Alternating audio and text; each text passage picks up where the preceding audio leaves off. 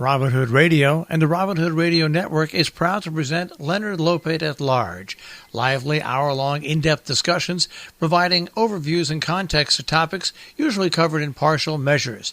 His guests include leading thinkers, scientists, artists, economists, farmers, historians, authors, and politicians. Mr. Lopate is a Peabody Award winner whose numerous honors include 3 Associated Press Awards and 3 James Beard Awards.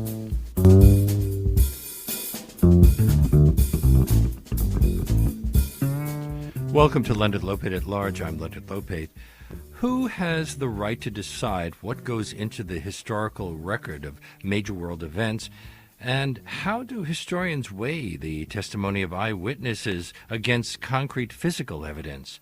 Those are just some of the questions posed in Jeff Cohen's play, The Soap Myth, which looks at how historians are writing the history of the Holocaust for future generations.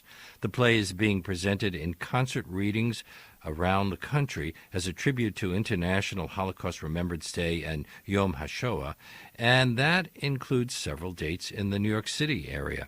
I'm very pleased to welcome 2 of the play's stars, Ed Asner and Tovah Feldshuh, to our show. Good afternoon. Good afternoon. Tovah, you play 2 roles in The Soap Myth, a Holocaust historian named Esther Feynman. She's greedy. You also play a Holocaust denier, Brenda Goodson. Correct. Are they the opposite sides of the story? Well, it's a very interesting conundrum because Esther Feynman, in her own prickly way, is perhaps less well manicured, doesn't have the gentillesse and the elegance and the upper crust presentation that British, she claims, historian and Holocaust denier Brenda Goodson has. Even the name Goodson.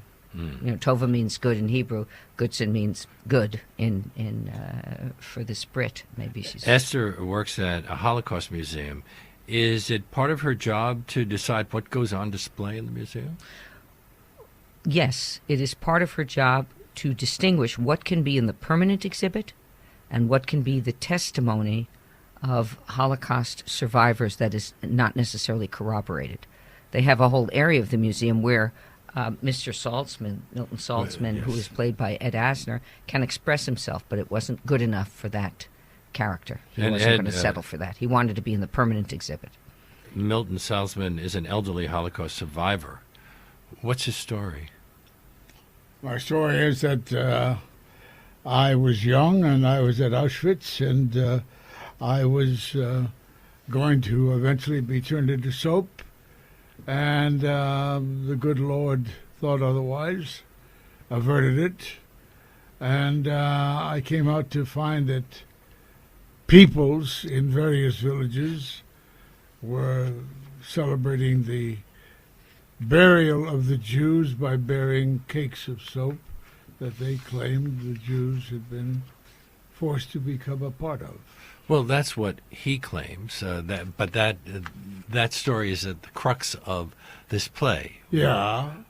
Just how true the stories about whether Jews were turned into soap or not. How likely and in what volume, if at all?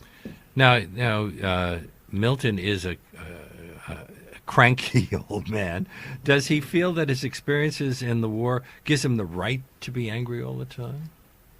Well, you don't have experiences anywhere.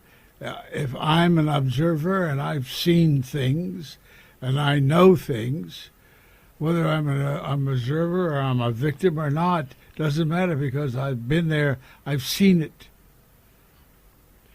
Tovah, Milton tries to convince your character Esther to include in the Holocaust Museum the fact that the Nazis manufactured soap from the rendered fat of murdered Jews, and she refuses to even speak to him. Why won't she discuss it with him? Yeah. Well, she eventually sits down and gives him what minimal respect she can give him. The point being. What did you say? The point being, he may be a cranky old man because he's an old man, and it hurts to move. Ed, is this just hit me with typecasting? his cane. Just hit me with his cane.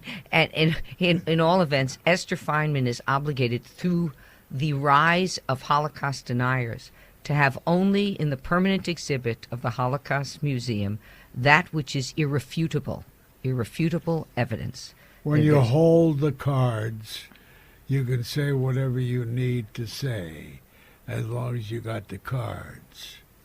But I also think Ed's character is not heard. You know, a child has a tantrum when they can't be heard, they can't be understood. A human being does. So I'm not Ed's first interview about this. Ed has been appropriately hounding, not Ed, but Milton has been appropriately hounding the museums to make this an exhibit, and he has been turned down. So I'm the culmination of that with my colleague, Mr. Silver. I'd love to make an exhibit of the soaps, but I can't. Would, anyway. Right, my character would, because, my God, you know, those from you my don't have any character. Oh, this is better than when Ed asked me to make out with him. That's what happens when we're not doing the play. Anyway, When? I only kiss you on the lips. Andy, I'm sorry. I have a husband. So you working whom I out a love comedy very much. routine on the side? Totally. He always, I How give him a about hug. He between always the says, I'm lips? available in room Can I kiss you 804. between the lips? Yeah, stop it. Never. Come on. God, you're so bad. Come on, be a All right, we sport. have to get back to the play, Be a Ed. Oh, sport. my Yeah, God. well, let's. They're Hasn't gonna the come to idea see that the You're not a X-rated sport. version. Here Are we you a go. sport, Leonard? Here we go. Huh? Hasn't the idea that the Nazis made soap from corpses been included in any number of accounts of the Holocaust? Why is it being questioned or omitted now? They say that the Nuremberg testimony was questionable because the Russians coerced the confessions Those from dirty the Russians. from the Germans. Those From the Germans. rotten, I don't know. As no-good it happens, my father was in the intelligence in the war because he spoke fluent German. He was born in New Jersey, but his parents were German and Austrian. And he was one of the interrogators of the German officers after the war to determine who went to Nuremberg. But we never discussed it, and he never told me what he did till he was on his deathbed. So I don't know. The question is, how hard is it to make soap? Was it an experiment on a few people, or was it a factory? And Esther tells Milton, quote, the question of soap no longer meets our evidentiary criteria. Exactly. So historians have decided that there isn't sufficient proof that it ever really happened, or it happened in According any... to Jeff Cohn's research, the playwright, yes, that is it. And we were all, I was brought up with absolutely that we were made into soap and lampshades.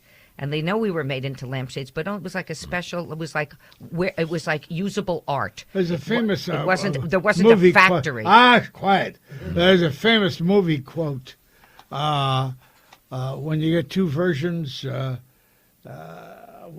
is it from? Rashomon. Huh? Yeah, No. Rashomon. Well, Rashomon is definitely about that. Different people telling the same story yeah? and coming up with very different stories. Yeah. Now, it's pointed out, at least one person says, that rumors that Germans made soap from human remains originated in French propaganda from the First World War. So, Correct. Do historians now feel that the rumor was simply revived during this in the post-war period? According to this play, it casts a lot of doubt as to whether the Germans, for one, had soap factories where a whole bunch of us were made into soap from our human fat. Number two, if you go to the logic of the camps, people weren't very chubby when they were killed, or when they died. They had no fat. They were used as slave labor until they expired. And we have seen some of the We saw them- documentary footage of people who are almost skeletal. Right, and you see the excavation of the either mass graves or what was found again by Eisenhower in the liberation of these camps, and there was nobody being made of soap there. But as our director, the wonderful Pam Berlin, brought out, that there were 40 chubby individuals who were corralled away for these experiments elsewhere. And what kind of proof does Milton offer? Does he say he witnessed soap being made in the camp that he was in? Villagers had photographs of the soap being buried and being honored by the villagers. And he says, I've seen the soap. I've held it in my hands. They are stamped RIF, Rein Judisches Fett, which means pure Jewish fat. Yeah. Was my Yiddish accent okay? That's good. It's good German accent. Rein Right. Jüdische. And he also has a photograph of a funeral from his hometown. What does that show? the boxes of soap being buried. Once the rumor was spread, if it was a rumor or the fact was spread, there was a lot of agreement. So the Jews, since we don't believe in cremation, started to bury pieces of humanity, of human DNA that were inside the soap, in, as Ed said, in caskets to go under. So isn't that proof, those photographs? There's agreement. I don't know if it's agreement based on the truth. They have no authority that guarantees the content of the soap is Jewish. I certainly was brought up to believe that the lampshades and the soap were in existence. That was never denied in the 50s and 60s. Another historian Yes. points out that the Nazis were avid documentarians, and he lists many terrible things that they documented, like injecting prisoners with malaria or tetanus, freezing we did a them, lot of and that subjecting same them crap. to mustard gas. Yeah, well, we were giving our select volunteers tropical diseases and stuff. The U.S. like that. was? The U.S. Yeah. military? In World War II? During World War II. Gee, Interesting. There's the Tuskegee experiment. yes. That's my brother wrote a play, Miss Evers' Boys. Won Yeah. 6 Emmys. Yes, nominated for 11. About the Tuskegee experiments, which studied the syphilis to endpoint of 300 or 300 or 400 black men. And when that started in 1930 and 1946, Jonas Salk came up with the anti-syphilis vaccine, and that it was not administered to the patients to study the disease to endpoint. Does the historian in the play think that if they had actually been making soap, that they would have kept documents and photographs of that as well? That's the point of view that was taken, that everything else... I wonder if they documented the gold from our teeth, the teeth, because surely that was another thing that we were taught. Well, how are they going to document that? I don't know. But Well, you you could have the people, dentists pulling teeth out, Yeah. old teeth out, Or you the have a gold whole fillings. you have a So whole what- bunch of teeth, like the way we have a whole bunch of shoes at the Auschwitz Museum in Auschwitz. That I Yeah, saw. what? There's a museum of the actual camp. Auschwitz has now been made into a museum, and there's authentic clothing, shoes, suitcases, the whole 9 yards. Yeah. Maybe there are teeth. I don't know. I don't know, but it's just like...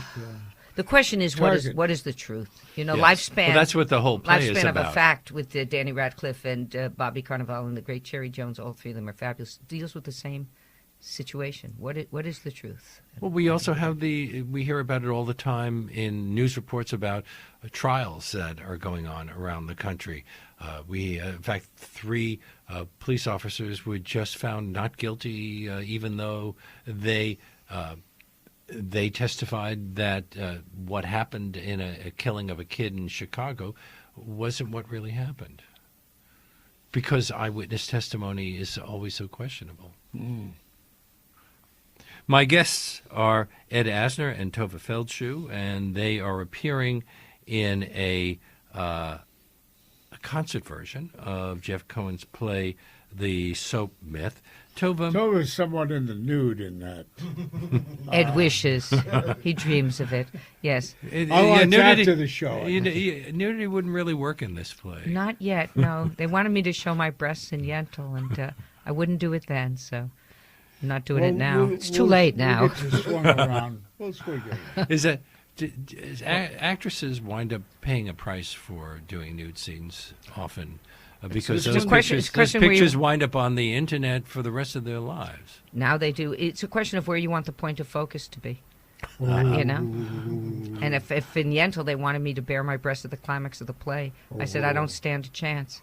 If they've been looking at my face for an hour and a half and now they get to see my nipples, there's no question that what's going to take focus. I can't make the judgment until No, I see you your cannot nipples. make the judgment. But you've never Well, been an you've never eyewitness of that, made Ed. the Opportunity judgment. to look at your Oh, my nipples. God. Our children are going to be listening to this interview, Ed. What? What?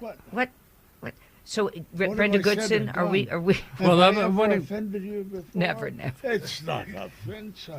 I'm being frank and above board. Can we get to the I want to talk. Holocaust No, I want to denier? talk about you, Tovah. Oh, You've thank you. performed in a That's all we've number. been talking about. You've performed a number of specifically Jewish roles over the course of your career. I didn't know that. And probably the one that people remember best is your very long run as the Israeli Prime Minister, Golda Meir, in Golda's Balcony. didn't that set a record for the longest-running one-woman show in Broadway history? It did. It did. And how many shows did I miss? And usually... How many shows did I miss, Leonard? I don't know, none. 0. That's right. You got that right. Even, you never got a cold? You never got sick? I get a cold and I go on. I'm an Austrian Jew. I come from that tough. My father used to. Kind. Oh, stop it! My father used to say, "If you cut a sweat and you pee and you poop, where can disease land?" And I bought that myth. No, I went on. It was a privilege. I still do the play once a year, and my wonderful producer Dave Fischelson has turned the footage we have of my performance, the 90-minute performance, into a movie. So a movie is now about to debut at the Jewish Film Festival, February 5th. In Palm Beach. When you do it after you haven't done it for a year, do you still remember pretty much? I go back into rehearsal. I wouldn't show up in any city without rehearsing with a company of people. Does your name, Tovah, which is Hebrew for good, lead casting directors to think of you specifically for Jewish roles? You know, I fell in love with a boy who was Protestant named Michael Fairchild. I was mad for him when I was at college. He was at Wesley and I was at Sarah Lawrence. And he said, "What kind of a name is Terry Sue for a girl like you?" That was your my real birth name is Terry Sue Feldshuh. And he said, "What else were you called?" I said, "Well, I was called Tovah." And I even said I was called Tovah in Sunday school, being shy to say Tovah in Hebrew school. And he went, "Tovah, now that's a name." And I changed my name for him and for us. I thought it sounded nice. It was not political. It was not religious. It was the typical decision of an 18-year-old, not understanding any consequences. Little did I know that changing my name would change the landscape of my entire life and my career. But it was good branding.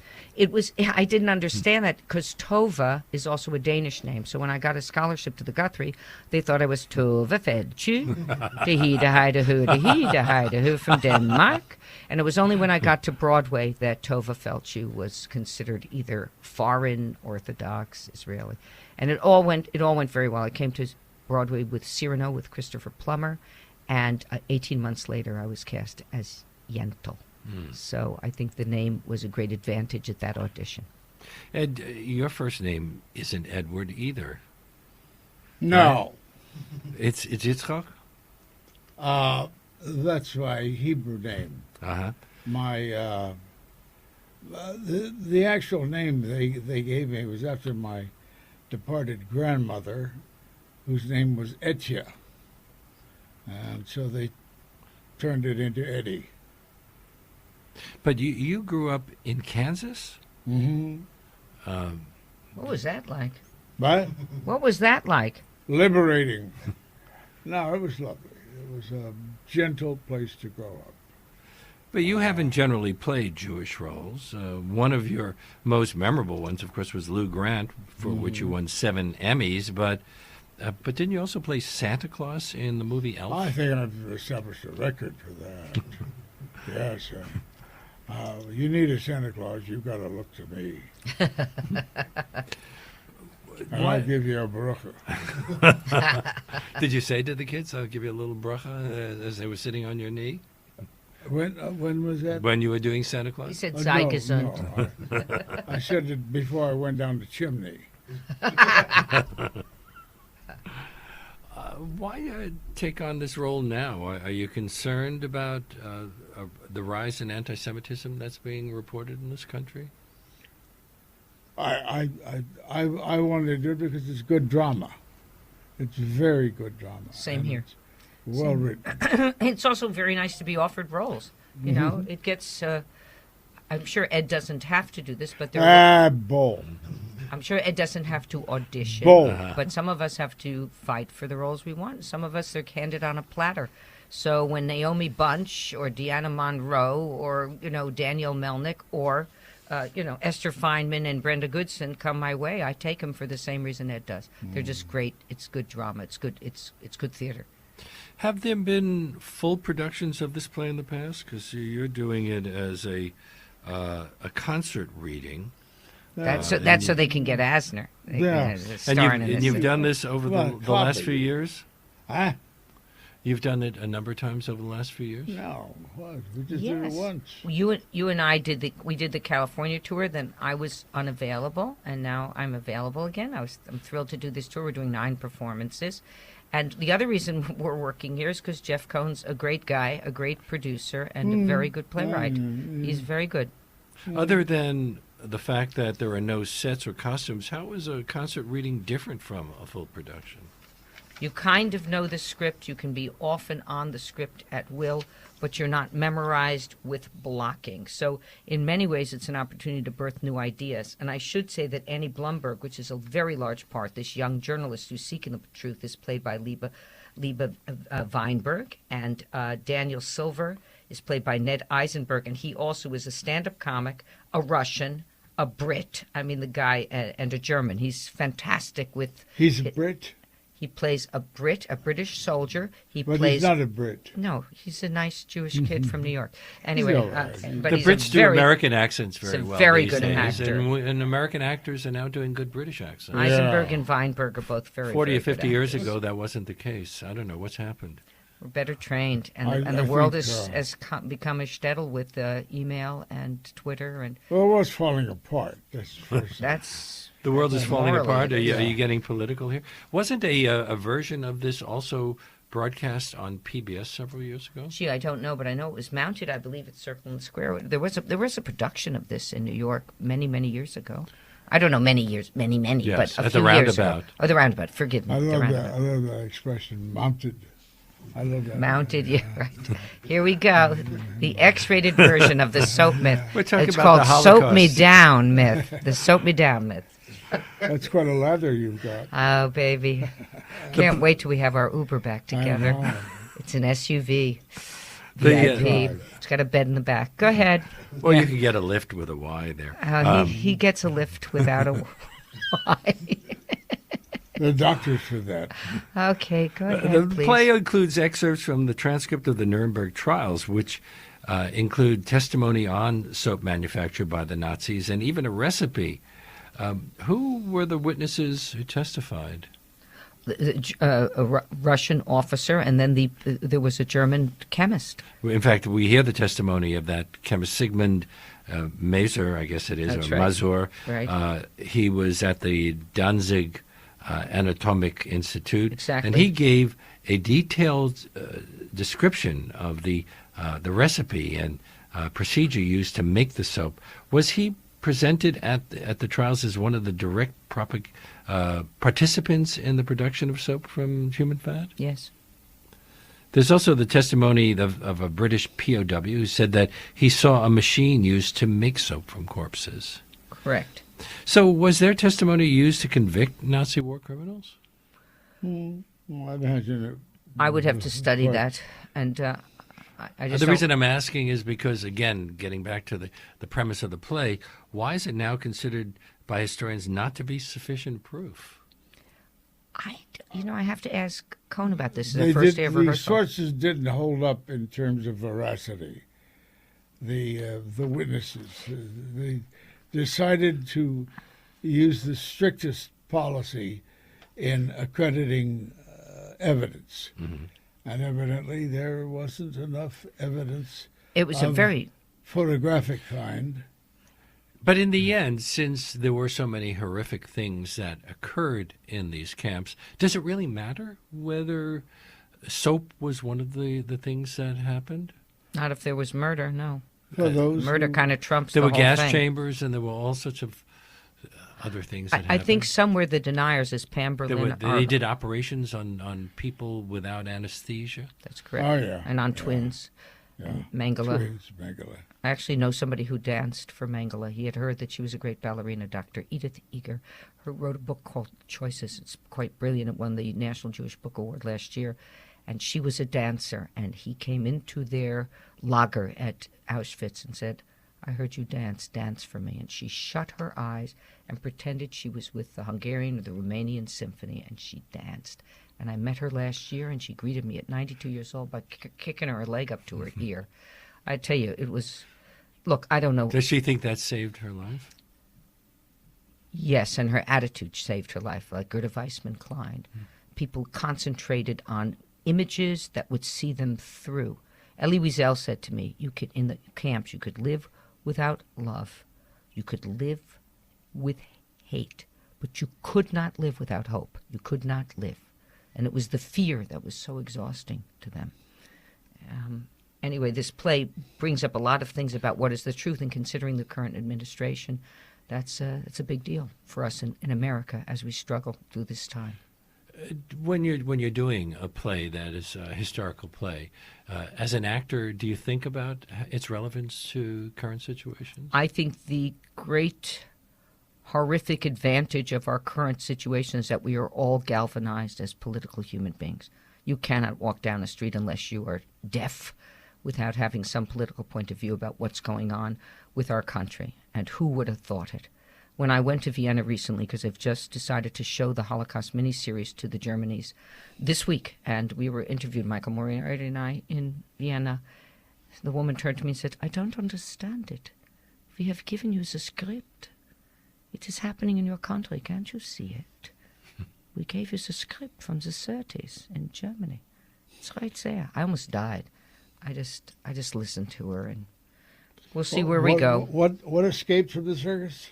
She said, "We gave you the script." She's suggesting that we are now becoming authoritarian in the same way that Europeans did in the 30s. He's just a painter. He's just a painter, they said. He's ridiculous. He'll never take over. So there we go. Milton. Well, it also emboldens. Well, a lot of things. Strong men have gotten freed up to pull their crap wherever they want to.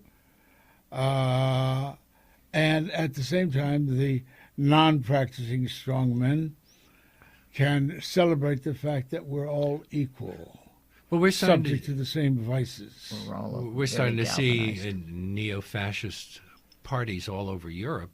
And I recently asked somebody who had made a documentary about it, do people have such short memories? Because fascism and Nazism pretty much led to the destruction of many of those countries. I was with John Cardinal O'Connor years ago, and he said, I said to him, Your Eminence, do you believe in the devil? I said, I'm just a Jew. I don't entertain images. And he said, Miss Feldshuh, absolutely. There are base instincts in the nature of man that unless they are curbed, unless they are dealt with, they just rise up. And some of it has to do with the other. If you track guerrillas in Rwanda, you see that it's a very close, tight-knit family or clan, because without it you couldn't survive. So this sense of the other, which is very primitive, it's from the Paleolithic age, is still functioning. And what's happened with the behavior of the man in the White House is he's given permission through his actions for these instincts to rise up again. That's what I believe. Milton enlists the help of Annie Blumberg, a young journalist for a progressive Jewish magazine, to help him make his case. Does Annie represent the younger generation who see the Nazi era as ancient history? What do you think, Ed? Well, okay, you're going to let Tovah answer that? Repeat the question. Well, anyway, the Annie Blumberg character is a young journalist, and she represents a whole other generation of people. Obviously, didn't live through it, and whose parents didn't live through it. Right. I knew a young woman years ago who said that she grew up with a mother who ran across the street whenever the light changed. She'd say, Mom, you don't have to run. We have plenty of time. She said, the Gestapo didn't kill me in the camps. No car in Queens is going to kill me. Got it. Everything in her life was somehow... Le Dor Vador. In other words, it doesn't only wreck the generation of victims, it wrecks Le Dor Vador from generation to generation. I, too, am born of American parents who went to Harvard and NYU and et cetera, and lived the American dream. And their parents came to the United States in 1902, so our direct line doesn't have any of that. However, we were brought up within earshot of World War II. And there were no Volkswagens in the 50s when I was born in Scarsdale, New York. There were no German cars, stuff like that. They were in full operation. In terms of the younger generation, how does the body re-experience something that's far away? How do we experience the Civil War when we are so many years from the Civil War? It takes a lot on a cellular level to have that experience. I just had Although the legacy of slavery is still with us. If you go see American Son, To Kill a Mockingbird, and If Beale Street Could Talk, I saw those three things because I vote within 1 week. It was the first time in my life, and I'm not young anymore, that I had a visceral experience of being black, if I may be so presumptive, a visceral experience of the relentless prejudice that they've had to weather, which reminds me probably of the pogrom situation in Eastern Europe, which drove my grandparents from Minsk, Gubernia, and from even Vienna to the United States. You're listening to Leonard Lopate at Large. And Tovah, you play another character. You play one of the Holocaust deniers, a British woman named Brenda Goodson. She also claims to be a historian. What's her version of what happened during the war? Well, she's documented her arguments that once the Russians announced in the archives of the KGB who exactly was in Auschwitz and who wasn't, they have index cards, that this would be a fright to the Jewish nation because all of a sudden people who claimed to be on what she called the SS Holocaust boat, the large ocean liner, would be proven as liars, as exaggerators, as people who say they were in the camps when they were not. She agrees that there were atrocities committed against Jews, but not on the scale of 6 million killed, the figure that's usually cited. And she also says that it's the Jews' fault that people hate them so much, and tells them, if you behave differently, maybe the Germans wouldn't have gone around doing whatever it was that they did to you. Right, if they had Kinderstube, if they had the proper manners, the proper assimilated behavior. So what do you think her motivation? I mean, you're playing this character, so you have to think about why she would come up with that. Well, she's driven by the truth, and there's probably something in her backstory that I will discover in my first day of rehearsal where there is a reason that she's pissed off and is going to ferret out the bottom line of truth, because she's looking for the truth. She's not just simply anti-Semitic? She's not the head of the KKK. Uh-huh. No. Does she generally believe that the Holocaust was a hoax? She generally believes it's an exaggeration, and that if the Jews were better bred and less wily, we'd be able to show that this thing was like a little piss in a puddle. She says that some people have had numbers tattooed on their arms and then claimed that it was done by the Nazis. Is there any historical evidence of that? Not to my knowledge. Milton points out, Ed, soon all the survivors will be gone. Is that why he's so desperate to get his views heard? Well, he's a believer in the truth. And he is absolutely, totally convinced he has the truth in terms of the soap. So he wants to establish that first of all. Then he'll leave the other truths to others to establish. Well, as the actor who's playing that role, do you feel as committed as he does, or are you playing somebody who you may have some doubts about yourself? I'm as committed as he is, but I am not as obsessed. Will it be easier for the Holocaust deniers to make their case once everyone who lived through the camps has died, which will happen fairly soon? Yeah. I don't think so. It might be. How can you?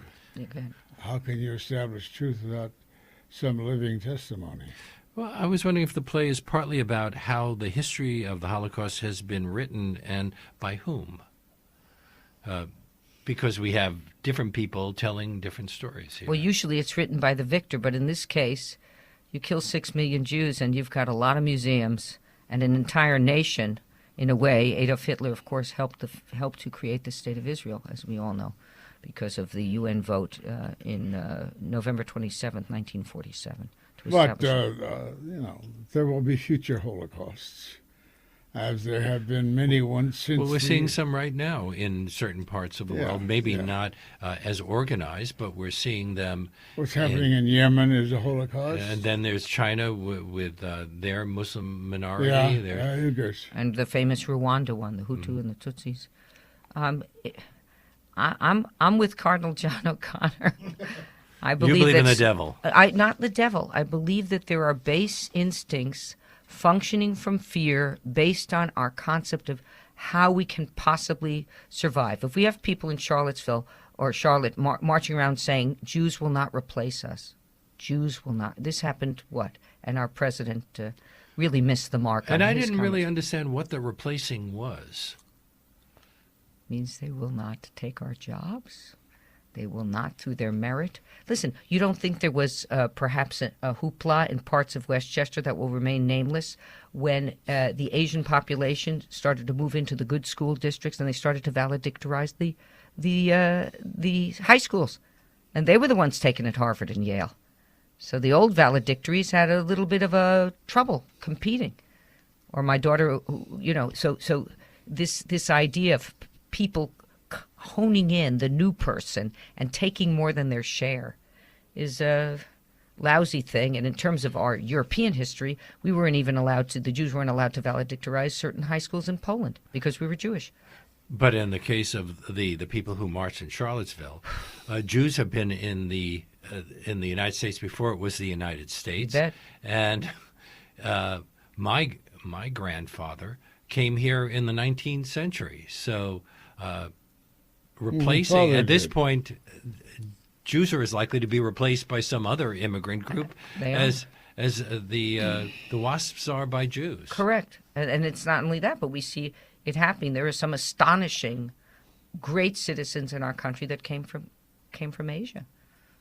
I think my daughter went to MIT. A third of that student population is Asian, and extraordinary. Although we did have discriminatory immigration laws until, actually, I think Richard Nixon's presidency, when they were finally changed, and suddenly we had this influx of people from Asia. Yes, and also Lyndon Baines Johnson, his Civil Rights Act was his legacy. But my son was would come home from Hebrew school at B'nai Jeshurun, where we would be doing a reading. Yeah. And he said to me, Mommy, why do they hate us? He was 8 years old. Why do they hate us? I said, they don't hate us, Brandon. We'll work it out. And at Harvard in the freshman ball, somebody came up to our son when money was dropped on the ground, and somebody, not of our faith, said, there's money on the ground, Levy. Why don't you pick it up? And that's in the new millennium. That's after 2000. Well, we also had the shooting in the synagogue in Pittsburgh. Wild stuff. Wild, horrendous stuff. Getting back to the play, Esther suggests that Milton record his memories for a special project that the museum is doing, and he refuses. Why? Is that just not enough for Milton? He has established an ideal goal to reach, to have it established as the truth. And anything short of that, he doesn't want to hear about. Have there been talkbacks during these readings? Well, you haven't done many yet. Do you plan to do talkbacks? Yeah. Yes, we are. We're doing it this time. But and I'm assuming that there'll be some Holocaust survivors who will be attending. The cast of the soap Myth, we've kind of mentioned them in passing, includes Ned Eisenberg in various roles and Liebe Weinberg as Annie Blumberg. So you've done this together in the past. These are newcomers? Yes. I mean, to me, they are. So I haven't had the privilege of doing a reading tour. They're newcomers to me, too. What? They're newcomers to me, too. Oh, great. So that's it, yes. But Ed and I have been together. And he's one of the reasons I took this job. Oh. Yes, it is. Have you appeared in anything else together? Not, no, I wasn't asked to go on Lou Grant. I wasn't on Mary Tyler Moore. I was too young. So. Take us to a swig, honey. You're going to need it. Is in both of your cases, you are very strongly associated with characters, strong characters that you played for a long time. Lou Grant for you, Ed. Golda Meir for you, Tovah. Is that a problem for an actor? Do you have to try to get? You have to get past the way people have thought of you. I mean, people look at you, Ed, and think Lou Grant, assume that you are to some degree that character. Oh, but at the same time, if you're an actor and you played anything but strong boyos up until that point, and then offered a weakling, a no-show, that's the greatest challenge in the world. And what, the Lou Grant was a no-show? To then do an opposite character who does not show up. Right. In other words, Ed said if he's offered a weakling, it's marvelous. When I'm offered Ophelia, which I've done in Hamlet, marvelous, the victim. And also you look for those things in your parts. But as a woman growing up in women's lib, by the time I got to Sarah Lawrence, the bras were burned. So in order to, I played the President of the United States this year on a series called Salvation. It's a great honor to get positions of power. I quite enjoy it. Well, you became the first woman president of the United States. Somebody's got to do the job. So, and Yentl sacrificed her identity to become a scholar, went undercover as a man, and any character with huge obstacles is a marvelous character to play. Well, I'll take Nancy Pelosi anytime. Okay, well, right now she's engaged in a lot of conflict in Washington. Yeah. She'll fight her way out. She's a tough broad. She also has her tikkun. She has her higher purpose. If we really are all put on this planet for the purpose of healing the world, if you can find that higher purpose and live it, it bodes well for the meaning of your life. Let's just hope other people find it in Washington. You are going to be doing this for how long? 9 days. Around 6. In the New York area. And then are you going to go to other parts of the country? They're going to do a 3-week tour in April, May. I just don't know if I'm available or not. But if I am, I'd love to do it. Ed, you're available, obviously. Oh, God, I'm sorry to deprive you or leave you in mystery. It's a mystery. I'll be a no-show. Really, there are other things that are in the works. I'm going back to 54 Below as Leona Helmsley. So I'm very pleased. I've written an act with Jeff Harner and James Bossie called Tovah is Leona, based on a musical I've been offered called Queen of Mean, written by Alex Lippard, David Lee, and Ron Passero. And until that musical gets fully financed, I'm doing an act as Leona Helmsley.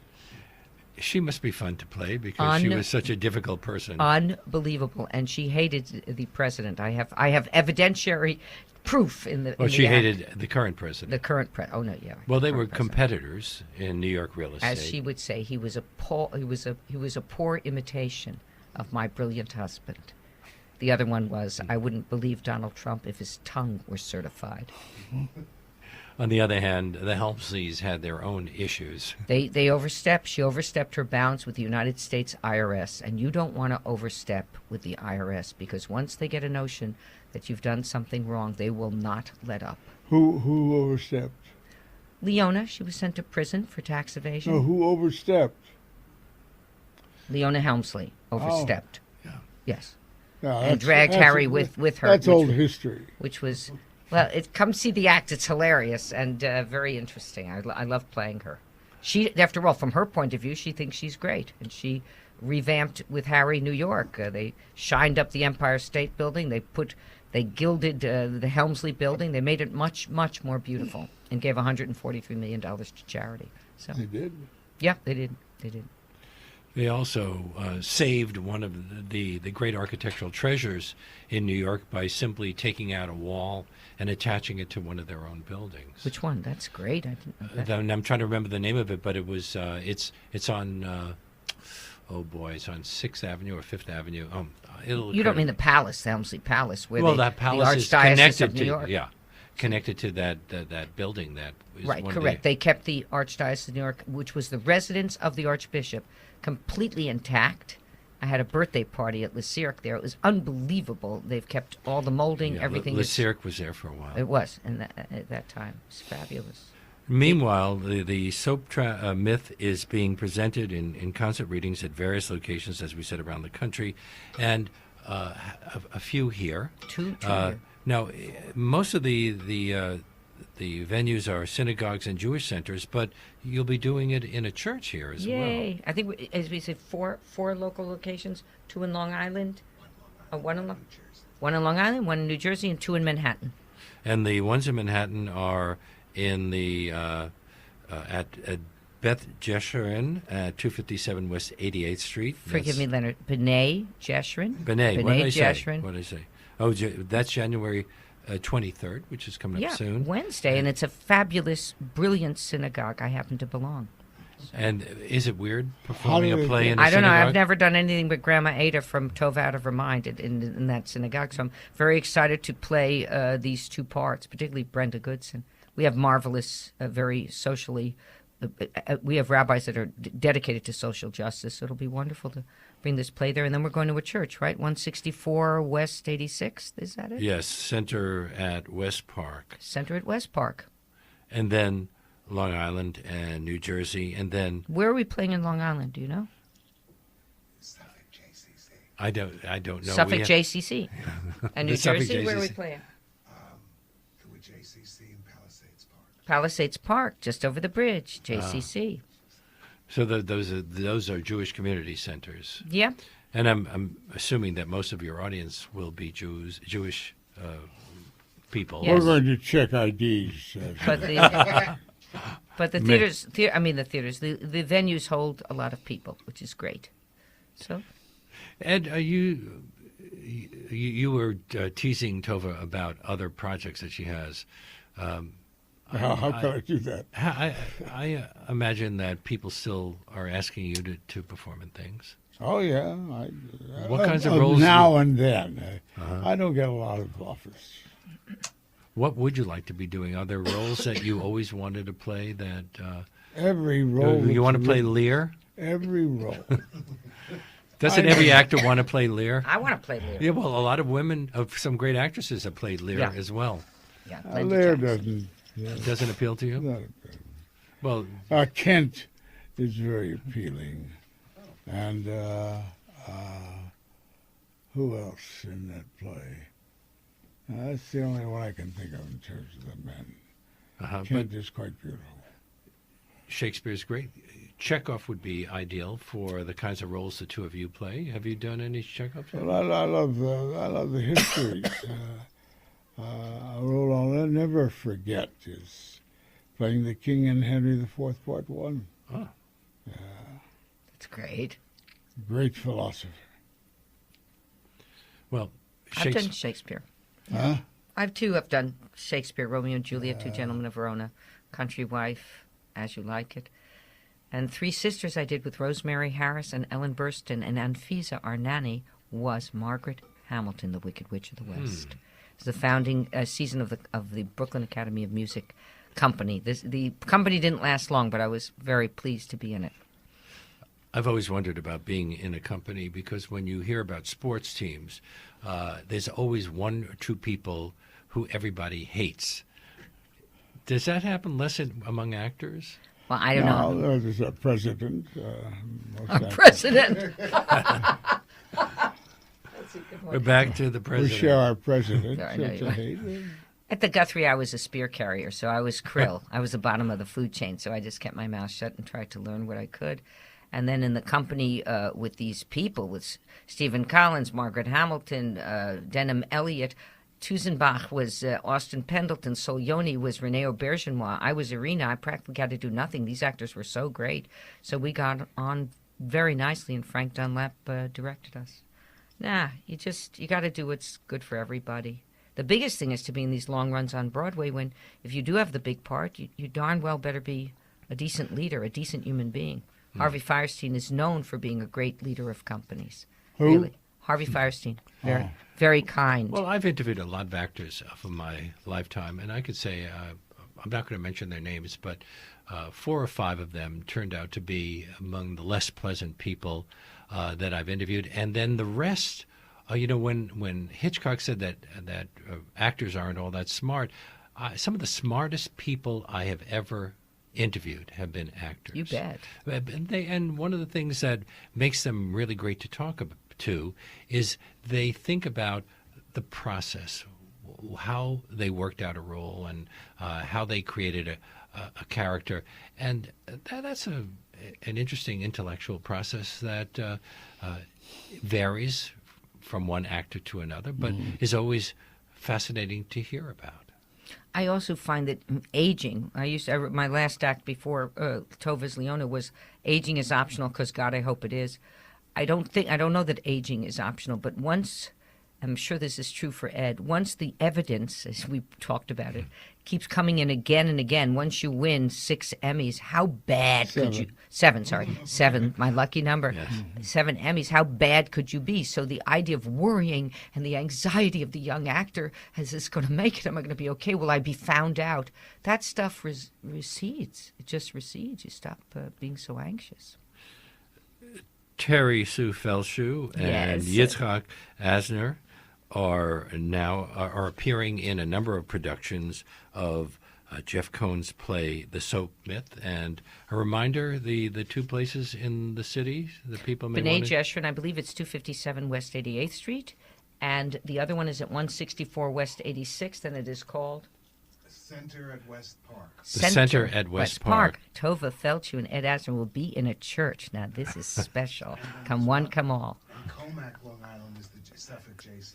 Comac, Long Island is, I think it's our final performance on January 29th, I believe, and it's a Suffolk JCC and the Palisades JCC.